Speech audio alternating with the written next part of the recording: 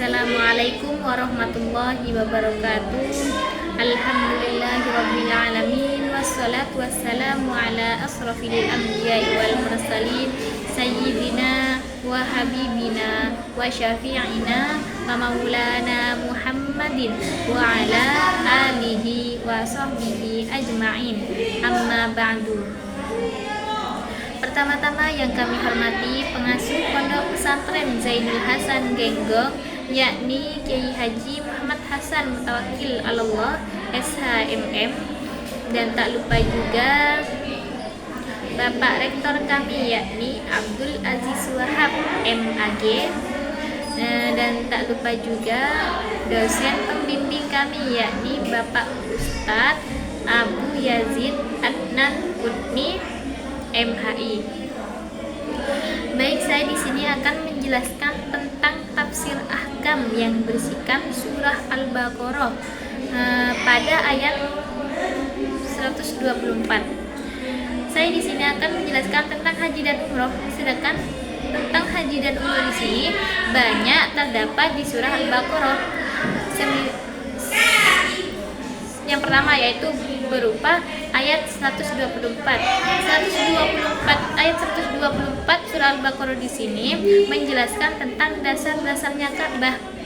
Sedangkan 196 sampai 203 di sini menjelaskan tentang manasik haji. Dan juga pada ayat 158 di sini yaitu menjelaskan tentang Baina Safa wal Marwah. Tapi saya di sini akan menjelaskan tentang manasik haji yang berupa ayat 196 sampai 203. Baik, langsung saja. Surah Al-Baqarah ayat 196 di sini, setelah pada ayat sebelumnya Allah menyebutkan khusus hukum puasa, kemudian mengikutinya dengan jihad. Pada ayat ini Allah menjelaskan hal-hal yang berkaitan dengan ibadah haji.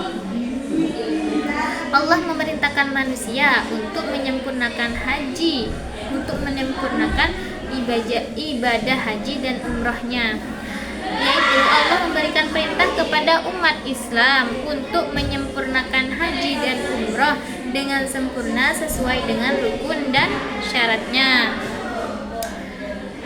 Karena Allah dengan tidak mencampur adukan dengan tujuan-tujuan duniawi. Kan di sini haji dan umroh dengan sempurna sesuai dengan rukun dan syaratnya. Rukun haji di sini yaitu ada 5. Yang pertama yaitu niat ihram. Yang kedua yaitu wukuf di Arafah. Baik, yang kedua yaitu berupa wukuf di Arafah. Wukuf di Arafah hanya dilakukan untuk yang haji saja, sedangkan yang umroh tidak usah. Berarti rukun haji yaitu ada 5, sedangkan rukun untuk yang umroh itu ada 4 karena dikurangi yang kedua yaitu wukuf di Arafah. Lanjut rukun yang ketiga yaitu berupa tawaf, dan yang keempat yaitu sa'i. Sa'i di sini yaitu lari-lari kecil dari Safa ke Marwah. Terus yang terakhir yaitu tertib. Haji dan umroh di sini terdapat 6 hukum dan adab haji. Yang pertama yaitu ketika terjadi hal-hal yang menghalangi untuk menyempurnakan ibadah haji dan umroh disebabkan sakit atau dikepung oleh musuh. Orang haji atau umroh ketika menghendaki untuk bertahallul, maka hendaknya ia ketika orang haji atau umroh tidak menghendaki untuk bertahallul, maka hendaknya ia menyembelih hewan sembelihan yang mudah baginya, seperti halnya unta. Ketika tidak unta boleh sapi, kalau tidak ada sapi boleh dengan kambing.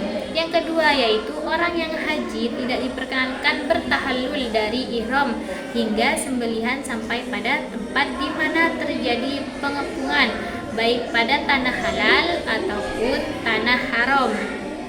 Lanjut yang ketiga yaitu jika dalam pelaksanaan haji orang yang terkena penyakit atau gangguan di kepala seperti kutu yang mengharuskan mencukur rambut, maka wajib baginya untuk membayar fidyah dengan berpuasa 3 hari atau bersedekah pada 6 orang miskin atau dengan menyembelih seekor kambing.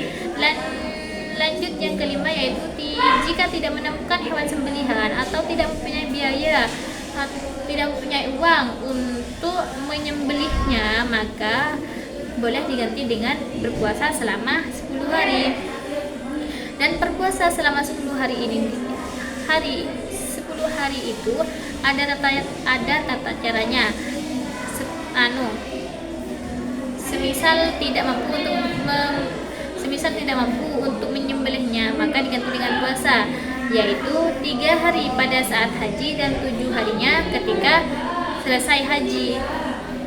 Lanjut yang terakhir yaitu ketentuan sembelihan atau tamattu berlaku untuk selain penduduk yang bermukim di sekitar Masjidil Haram, yakni dalam jarak yang diperbolehkan qashar menurut Syafi'i, atau yang tertinggalnya di luar mikot menurut Abu Hanifah.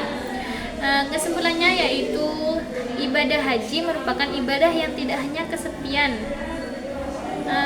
yang tidak hanya kesiapan finansial, memerlukan kesehatan jasmani, tapi juga memerlukan kesiapan rohani untuk melaksanakan dan menjalani ibadah haji dengan sempurna. Mungkin cukup ini dari saya, kurang lebihnya mohon maaf. Wallahul muwaffiq ila aqwamit thoriq. Assalamualaikum warahmatullahi wabarakatuh.